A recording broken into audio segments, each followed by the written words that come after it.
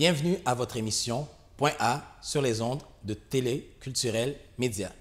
Aujourd'hui, nous accueillons le candidat du Parti québécois d'Envio, M. Mundi Sanon. M. Mundi Sanon est un enseignant, un professeur d'histoire depuis 2003. Il enseigne à l'école secondaire Saint-Laurent. Nous l'avons avec nous aujourd'hui sur nos plateaux. M. Mundi Sanon, bonjour, bienvenue à notre émission. Bonjour Vladimir, merci de m'inviter à votre émission Point A. Merci beaucoup. Monsieur Sanon, la campagne est lancée depuis le 23 août dernier. Comment avance votre campagne sur le terrain? Ça avance très bien, donc je m'active beaucoup. Bien que je travaille en tant qu'enseignant, vous venez de le dire, donc tous les jours de la semaine, donc je suis à mon poste, je suis obligé d'être là. Je ne peux pas me permettre de ne pas le faire, c'est mon gagne-pain. Mais en même temps, après le boulot, je m'active avec des bénévoles, des amis pour passer des flyers, pour faire du porte-à-porte, rencontrer du monde dans les métros, discuter avec eux, répondre à leurs questions. Ils ont toutes sortes de questions. Et on dirait que cette campagne-là, cette fois-ci, les intéresse beaucoup. Et on se demande pourquoi. C'est vrai que la campagne, cette année de 2018, elle est vraiment particulière. Ma première question, pourquoi avoir choisi le Parti québécois? Bravo. Pourquoi avoir choisi? Mais avant tout, je vais vous dire ceci. Oui. Je parle souvent de politique. Je discute des grands enjeux avec des gens, des amis, même les étudiants. Et souvent, je dis aux gens et aux étudiants, soyez les acteurs du changement que vous souhaitez dans la société. Et cela dit, mais quand je me considère là-dedans, je me dis, mais moi, je reste à l'écart. Alors je me dis, moi, il faut que je me lance dedans. Il faut que je donne l'exemple à ces gens-là.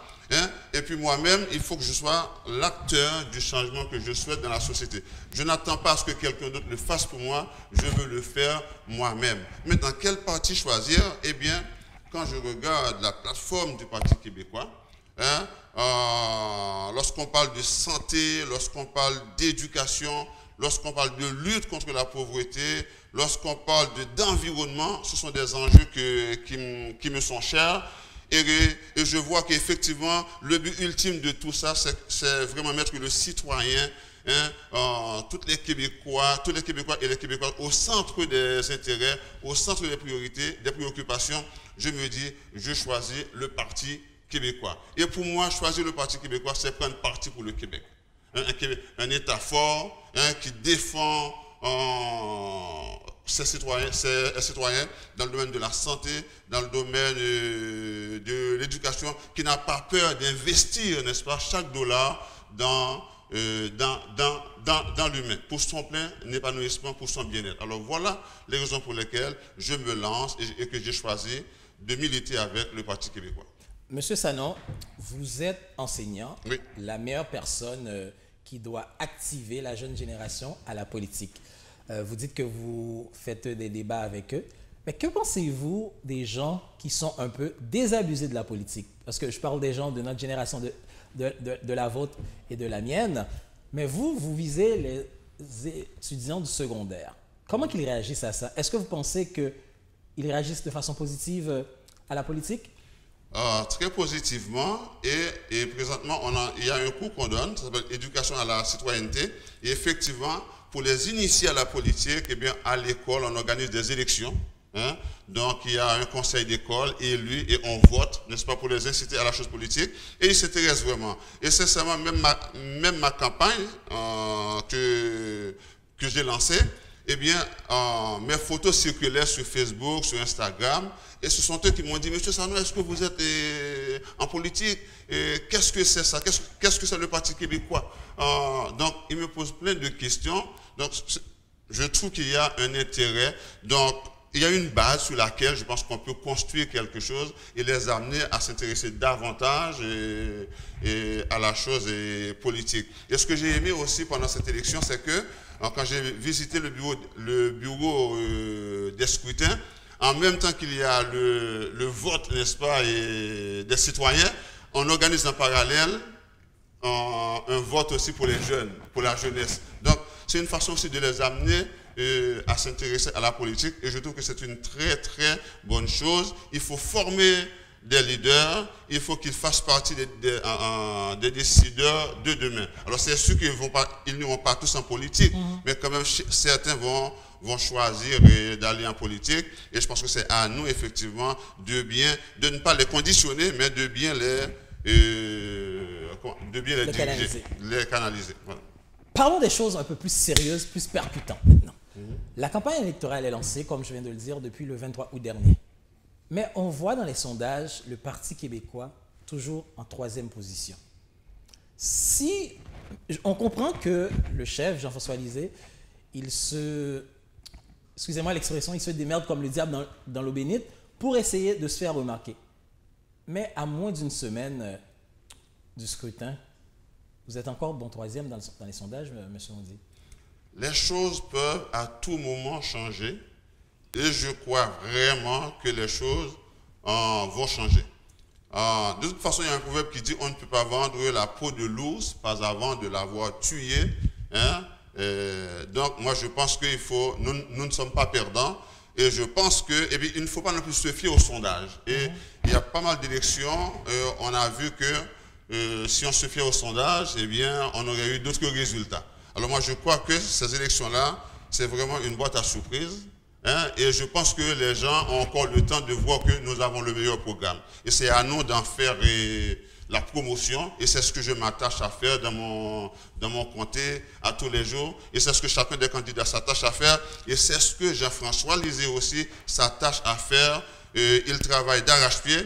Et sincèrement, c'est un gars qui a de la gueule, c'est un gars qui a de la trempe, c'est un gars, pour moi, qui est premier ministrable, qui a la tête sur les épaules, qui sait où il s'en va, et c'est un gars qui a toujours été proche des travailleurs, des étudiants, n'est-ce pas, de la classe pauvre. C'est quelqu'un vraiment de très proche du peuple. Donc, moi, je crois que les gens vont le remarquer, ils vont prendre conscience de ça, ils vont tranquillement pencher de l'autre côté. Moi, je crois sincèrement que nous allons remonter la pente et nous sommes en train de remonter la pente. Il ne faut pas se fier au sondage. Depuis le week-end dernier, le vote par anticipation est commencé. La population a déjà voté à hauteur de 10% ou pas loin de 15% si on compte les dernières journées de vote par anticipation qui restent. Vous pensez vraiment que d'ici lundi prochain, au moins à la fin de la soirée, on va dire qu'on peut avoir un gouvernement péquiste? Tout à fait. Je vais vous dire. C'est vrai qu'il y a un taux de participation le taux de participation de vote par anticipation est vraiment élevé par rapport à ce qu'il a déjà été. 6%, 7% ou quelque chose comme ça. Mais c'est parce que les gens vraiment, il y a quelque chose qui les touche dans cette campagne-là. Il y a quelque chose qui les interpelle. Moi, je crois qu'on peut remonter la pente, on peut faire beaucoup de choses. Lorsque les gens vont voir que nous ne faisons que parler, pas que parler de baisse de taxes, de baisse d'impôts ou de plus de services, mais nous parlons d'enjeux vraiment importants pour, n'est-ce pas, pour un projet de société commun et aussi pour l'environnement. Moi, quand les gens vont voir ça, ils vont se dire effectivement, et les gens, ils ont besoin de ça. Pas de baisse de taxes, de baisse d'impôts, mais ils veulent quelque chose qui soit beaucoup plus profond, qui les interpelle vraiment. Et je pense que nous avons le programme pour ça. Et si on en fait la promotion, on en parle beaucoup, je pense que les gens vont finir par nous donner leur appui. Et puis, s'il vous plaît, il faut le dire que les gens décident encore, même derrière dans l'isoloir. Dans l'isoloir. Alors, et là, c'est là vraiment qu'ils prennent la grande décision. Et je crois que ça va être en notre faveur. Parce qu'ils auront appris, ils auront compris mieux notre programme, notre plateforme, qui est très social-démocrate, si je puis dire. Depuis la semaine dernière, il y a eu, je ne vais pas dire une confusion, mais il y a eu des questionnements par rapport aux chefs de parti. On constate que le PLQ a son chef, la CAQ a son chef, le Parti québécois a son chef. Mais il était question de Québec solidaire parce qu'on a au moins à l'Assemblée nationale deux partis indépendantistes, le Parti québécois et Québec solidaire. Il était question de chef. Donc, on a vu lors du dernier débat, le débat de la semaine dernière, que François Legault a dit à Manon Massé, mais c'est qui le chef du Parti Québec solidaire? Est-ce que vous pensez que Québec solidaire a quelque chose de caché? Ça, c'est une bonne question. Et écoutez, Manon Massé, tout le respect que j'ai pour elle, n'est-ce pas, et pour tous les gens qui sont engagés dans cette course, n'est-ce pas, de Premier ministre. Donc, effectivement, c'est une structure qu'on ne connaît pas encore. Donc, les gens devraient, à mon avis, faire attention, parce qu'on ne peut pas donner à quelqu'un comment dire, une carte en blanc pour... Une carte blanche, un laissez-passer gratuit. Un laissez-passer, alors qu'on ne sait pas encore tout à fait qui est derrière Québec solidaire. On a en quelque sorte blâmé M. Jean-François Lisée d'avoir soulevé cette question-là. Mais moi, je crois que c'est une erreur. Peut-être qu'il aurait pu y amener et lorsqu'on aurait parlé d'indépendance ou d'option nationale, etc. Mais il a quand même bien fait de l'amener, parce que sinon, dans le cas où Québec solidaire prend, n'est-ce pas, arrive au pouvoir, forme le gouvernement, alors qui va vraiment, on est en droit de se demander qui va vraiment diriger le Québec. Parce qu'on sait que bon, ce sont des gens qui sont très à gauche de l'échiquier politique.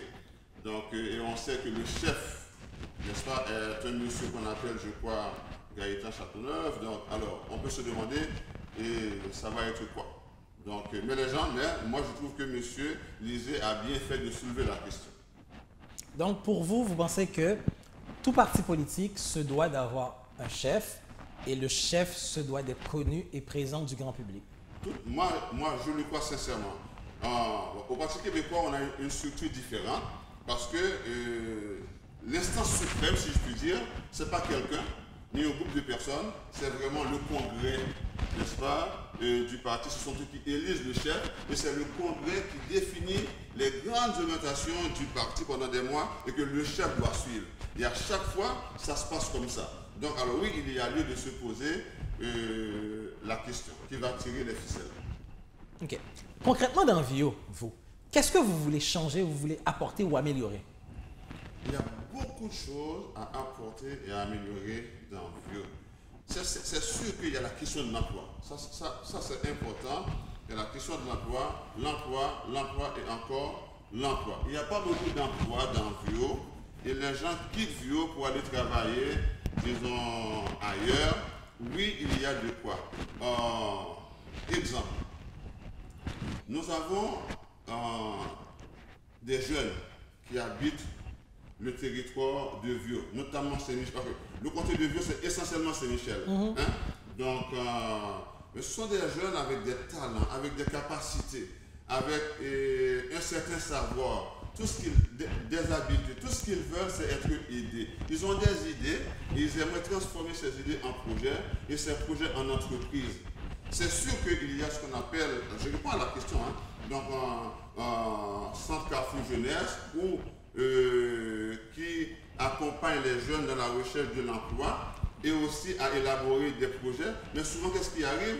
Ils élaborent des projets et il y a souvent un organisme de financement qui est associé à au centre Carrefour Jeunesse, mais arrivé au moment d'avoir un financement pour démarrer leur entreprise, et là ils sont bloqués. Donc il faut que ces règles-là soient beaucoup plus souples, beaucoup plus compréhensibles et beaucoup plus humaines pour donner à ce jeune-là la chance de se partir en affaires eux-mêmes. Monsieur Sanon, on va marquer la pause parce que c'est déjà l'heure de la pause publicitaire. On vous revient tout de suite avec le candidat du Parti québécois, Monsieur Mondi Sanon, après la pause. Guerre vers l'indépendance pour vous plonger dans l'imaginaire haïtien et revivre la route qui a conduit les Haïtiens à l'indépendance. C'est l'histoire d'une île bien paisible, située dans les Grandes Antilles, appelée autrefois Haïti, Hispaniola, découverte par Christophe Colomb en 1492. Les chefs dans le nord se faisaient connaître. François Macandal, Colas Jambes Coupé, Norel, Polydore, Télémaque, Isaac et Pyrrhus Gandhi. Nous sommes en 1748. Macandal, le plus grand marron, vaudoisant, prépare les contre-attaques. Macandal et ses bandes terrorisèrent la colonie et empoisonnant tout sur ses passages. Macandal profitait de l'obscurité pour poursuivre lentement son plan. Basé sur le déchaînement du plus terrible fléau qu'ait connu Saint-Domingue, le poison. Bon Dieu qui fait soleil, qui éclaire nous en haut, qui soulève la mer, qui fait gronder l'orage. Bon Dieu la zotte d'Andé, cache le nuage et là il garde nous. Lui ouais tout sable en fait. Bon Dieu blanc de crime et pas nous voulons bien faire. Bon Dieu là qui si bon, ordonnez-nous vengeance. Mettez tête nous ensemble, frère mio, pour nous goumer pour même cause. Le vent de la liberté souffle à Saint-Domingue. La France commence à s'inquiéter. Le dynamite touche à l'ouverture. Et le plus rusé. Et certainement le plus dangereux de la bande. Il faut trouver un moyen de l'arrêter le plus vite possible. L'île Saint-Domingue, c'est pour nous lier. Yon pied blanc français baguette doit péter encore. Pour le venir faire tourner esclave. Réalisé par Hilaire Absalon. Guerre vers l'indépendance, bientôt disponible aux archives de l'histoire. Pour toute information, appelez le réalisateur au 514-227-0891, réalisé par Hilaire Absalon. De retour à l'émission avec le candidat du Parti québécois d'Anvio, M. Mundi Sanon. M. Sanon, avant la pause, vous parliez d'emploi parce qu'avec le Parti québécois, vous voulez amener beaucoup d'emplois dans Vio. Mais, à part de l'emploi, qu'est-ce qu'il faut faire d'autre dans Vio? Parce qu'on comprend que dans Vio, il y a beaucoup de choses, beaucoup de dossiers à traiter. Parce que Vio n'est pas nécessairement le comté le plus riche du Québec. Vio, c'est un comté qui a beaucoup de personnes de nationalité immigrante, beaucoup de nouveaux arrivants. C'est quoi le plan concret du Parti québécois? Vio, Saint-Michel, c'est vraiment le comté le plus pauvre dans la région de Montréal. Oui, c'est ça, de Montréal. Alors, comme on parlait d'emploi, à l'emploi, on peut parler en même temps de lutte contre la pauvreté. Effectivement, c'est le quartier le plus pauvre. C'est le comté le plus pauvre. Donc, il faut faire quelque chose en ce sens-là. Donc, alors, nous, on va commencer par aider les familles, par faire en sorte que les familles aient plus d'argent dans leur poche. Comment? Il y en a qui ne travaillent pas et d'autres qui travaillent, qui payent cher des services de garde. Alors, nous, qu'est-ce qu'on va faire? On va redonner, n'est-ce pas? On va créer plus de places dans les CPE, hein, les centres de la petite enfance. D'ailleurs, elles ont été créées par le Parti québécois, en 1995, si je ne m'abuse. Donc, alors, on va faire en sorte que pour une famille de 3 enfants, par exemple, que le premier enfant a des tarifs fixes, n'est-ce pas? Alors, pour le premier enfant, ça va être $8. Pour le deuxième, ça va être $4. Et pour le troisième, ça va être gratuit. Hein? Donc, maintenant, non seulement c'est cher, mais il n'y a pas assez de places. Et le Parti québécois, pendant son premier mandat, la première année, va créer quelques 26 000 nouvelles places en CPE, pour commencer. Donc, et qu'est-ce qu'on va faire d'autre? Le salaire minimum, on va le faire passer à $15. Et on va s'arranger aussi pour que ce qu'on gagne de ce côté-là, de cette main-là, l'impôt ne le prenne pas de l'autre côté. Donc, faire en sorte que les gens aient vraiment... Donc, c'est pour ça que j'ai dit, moi, le Parti québécois, c'est vraiment le parti pour lequel il faut voter parce qu'il met vraiment le bien-être des gens, des familles au cœur de son action. Justement, vous parlez d'emploi à $15, rehausser le taux du salaire minimum. Au Québec, sachant que 90% ou dans ces eaux-là, des emplois qui sont créés à partir des PME, des petites et moyennes entreprises. Comment qu'on peut faire? Est-ce que l'État va leur subventionner pour qu'ils... Parce qu'on constate, on entend parler que bon, si le salaire minimum augmente jusqu'à $15, les PME vont avoir de la difficulté? Ils auront droit à des crédits d'impôt qui vont leur permettre de, comment dirais-je, de se tirer d'affaire. Et aussi, il y a un fonds. Pour chaque problème, pour chaque situation, le Parti québécois prévoit de mettre sous pied un fonds qui puisse aider, qui soit là pour vraiment aider, accompagner les gens à rester en affaires, notamment les PME. Donc, alors, il y a ça dans notre programme. Donc, on ne va pas les... Ça c'est vrai parce que 15 $, et si on ne fait rien, il y en a qui vont faire faillite. Donc, en voulant aider les familles, donc on va tuer, on va détruire les PME. Mais on veut qu'elles soient là parce que c'est l'épine dorsale même de l'économie québécoise.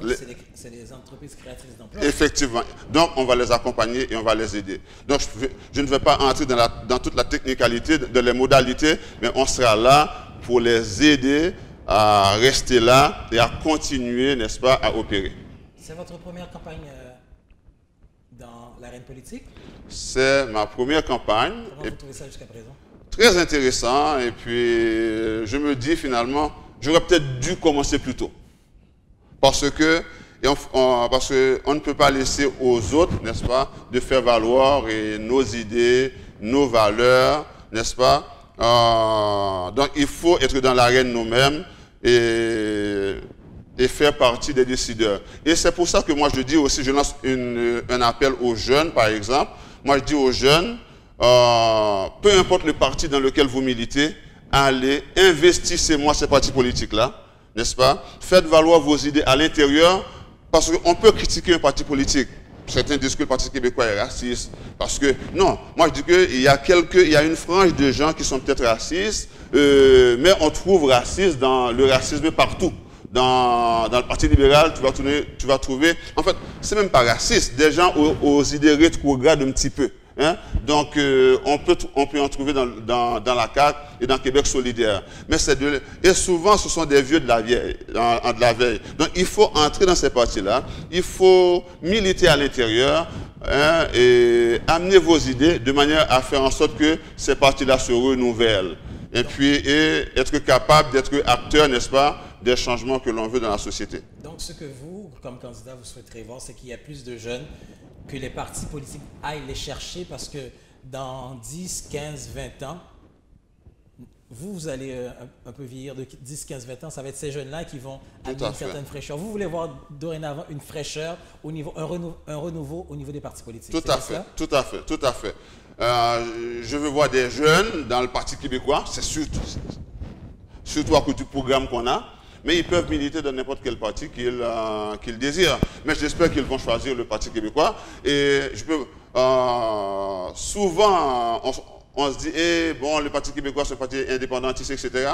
Mais sincèrement, j'en profite pour dire aux gens aussi que, présentement, là, ce qui importe pour nous, c'est vraiment du changement. C'est une révolution qu'on veut, pas chaude, n'est-ce pas, pas sanglante, mais silencieuse, tranquille. Amener des réformes au niveau de la santé, de l'éducation, de la jeunesse, n'est-ce pas? Même les parcs dans Saint-Michel, par exemple, on voudrait que ça soit différent. On aimerait non seulement qu'il y ait plus de parcs, mais qu'ils soient mieux aménagés, n'est-ce pas? De manière à permettre aux jeunes de pouvoir avoir du Wi-Fi gratuit, de pouvoir se livrer à plusieurs sortes d'activités, notamment faire de l'exercice physique, question de se mettre en forme et d'avoir une bonne santé. Donc, quelles sont vos chances en probabilité que lundi prochain, on pourrait dire, Monsieur Mundi Sanon est candidat d'Envio? Député. Député d'Envio. Je suis déjà candidat, mais j'aimerais être député. Merci pour la reprise. Donc, sincèrement, moi, j'ai à cœur vraiment les intérêts de ce comté-là. Moi, je pense que je suis quelqu'un de foncièrement humain. J'aime les gens, vraiment. Et j'aime beaucoup les jeunes. Sincèrement, j'en fais ma priorité. Moi, je suis élu, je fais des jeunes, de la jeunesse, de la famille aussi, ma priorité. Je les défends, je les écoute, j'écoute leurs problèmes et je vais essayer, par tous les moyens possibles, d'amener des solutions. S'il le faut travailler avec toutes sortes quelque chose que je voudrais dire, les organismes communautaires, travaillent avec eux, parce que je pense qu'ils font un travail excellent dans le coin, en apportant de l'aide aux jeunes, en lutte contre la pauvreté, en défense des gens contre des propriétaires qui abusent de leur pouvoir. J'aimerais travailler avec tous ces gens-là et vraiment faire en sorte que Saint-Michel devienne un comté fort. Alors, le 1er octobre, nous aurons un État fort et j'aimerais que le comté de Viaux devienne aussi un comté très fort. Un comté qui défend ses citoyens, qui défend la jeunesse, qui défend la famille, qui défend l'éducation. Quand je regarde l'état des écoles, je ne vais pas les nommer, n'est-ce pas? Il y a des toits qui sont coulants, il y a des gymnases qui sont désuets, il y a pas assez d'effectifs, il y a des salles qui ne sont pas adaptées et on fait des cours dedans. Et puis, il faut repenser l'école. Non seulement il faut en construire de nouvelles écoles, il faut rénover des écoles, mais il faut repenser aussi l'école dans toute sa structure, le côté physique, mais aussi la qualité de l'enseignement. Par exemple, j'aimerais qu'il y ait dans les écoles beaucoup plus de professionnels qui travaillent, n'est-ce pas? Parce que M. Couillard a coupé 1 milliard dans l'éducation et je peux vous dire que ça a fait très mal. Il a fait couper 375 postes de professionnels, orthopédagogues, psychoéducateurs, et éducateurs spécialisés, n'est-ce pas, etc. Et ça a fait très mal. Et en tant que prof, voilà que nous nous retrouvons à faire des tâches pour lesquelles on n'est pas formé et qui nous enlèvent du temps pour faire du suivi avec nos élèves. Donc, c'est vraiment une situation inacceptable. Donc, on veut que ça change. Et c'est pour ça que je dis aux gens, votez le 1er octobre, le Parti québécois, c'est le parti du changement. Et votez pour Mundi Sanon dans le comté de Vieux. Je vous promets que ça va changer. Promesse souvent que les gens nous disent. Mais si toutefois, la question que je pose toujours à tous mes candidats, à tous les candidats que je reçois sur le plateau, si toutefois, on voit le Parti québécois au pouvoir, bien que c'est votre première campagne, est-ce qu'on pourrait s'attendre à un Mundi Sanon potentiel ministre de l'Éducation, étant donné que vous êtes enseignant de formation? Je ne suis pas le seul enseignant qui soit candidat présentement dans le Parti québécois et qui milite, n'est-ce pas, pour que le Parti québécois arrive au pouvoir.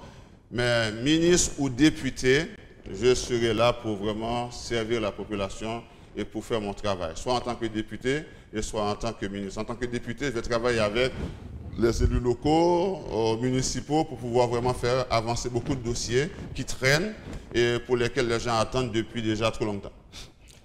Monsieur Sanon, vous parlez de façon très convaincante. Vous avez l'air d'être convaincu et passionné de votre rôle de candidat dans Vieux.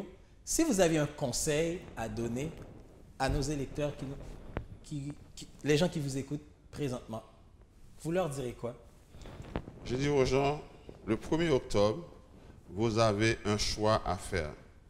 Je ne dis pas que c'est le choix de votre vie, mais le choix est crucial. C'est de changer de gouvernement. Si vous votez pour M. Couillard, ça va être 15 ans et 4 ans, la même chose. 4 ans de plus, donc 20 ans. 2 décennies, la même chose. Coupure, austérité. Il coupe ici et après il donne, surtout avant les élections, pour attirer des votes. Si vous votez la CAQ, ils sont encore plus à droite de l'échiquier politique. Ils veulent tout privatiser. Alors que l'État, n'est-ce pas, doit gérer certains secteurs clés de l'économie afin de donner, n'est-ce pas, des services à la population. Si vous votez Québec solidaire, vous donnez un visa, n'est-ce pas, ou bien une carte blanche, comme on dit, à quelqu'un ou à un parti politique de faire n'importe quoi, mais quoi, personne ne le sait encore. Parce que le problème avec le Québec solidaire, c'est qu'ils promettent monts et merveilles, n'est-ce pas? Mais est-ce qu'on va avoir, sans vraiment montrer dans le cadre financier où ils vont chercher cet argent-là? Le parti le plus réaliste, avec le cadre financier le plus juste, le plus vrai, et même la vérificatrice générale l'a mentionné, c'est le Parti québécois. votez pour nous, vous n'avez rien à perdre, vous avez tout à gagner. Monsieur Sanon, comme vous venez de l'entendre, public, électeurs et électrices du Québec, les votes par anticipation ont déjà commencé. Vous devez aller voter ou vous attendez à lundi prochain, qui sera le 1er octobre, pour prendre votre décision. À savoir, est-ce que vous élisez un nouveau gouvernement ou est-ce que vous continuez avec le gouvernement actuel? L'essentiel, vous faites votre devoir de citoyen, vous allez voter. Que nos enfants puissent voter, ceux qui sont en âge de le faire bien sûr, et que nous vous disons entre autres merci M. Sanon parce que vous êtes enseignant et vous impliquez les jeunes à l'instance qui s'appelle la politique, la clé de la décision. Merci beaucoup. Merci beaucoup à vous, merci à toute votre équipe et à tous les auditeurs, auditrices qui écoutent Point A. Merci beaucoup. Alors, la semaine prochaine, nous aurons une autre entrevue de ce type. On va commenter pour vous parce qu'il y aura forcément un nouveau gouvernement. Qui sera lequel? La question est posée. Serait-il un gouvernement du Parti québécois, un gouvernement du Parti libéral, un gouvernement de la CAQ ou un gouvernement de Québec solidaire? Ça sera à vous de décider. Et nous, à Point A, on vous donne toujours l'information, la bonne, la vraie et l'information que vous méritez. Merci beaucoup et on vous dit pour les entrevues, n'hésitez pas à nous communiquer, à entrer en communication avec nous au 514-358-1590, 514-358-1590. Une seule émission, une seule télé, Téléculturel Média, et à Point A, il n'y a aucun échappatoire. On pose les bonnes questions pour vous parce qu'il n'y a qu'un seul plan, le plan A. Merci beaucoup et je vous dis à la semaine prochaine. Ici Ruthman Sanelius. Je vous invite à nous regarder. Nous sommes en direct 24 heures sur 24.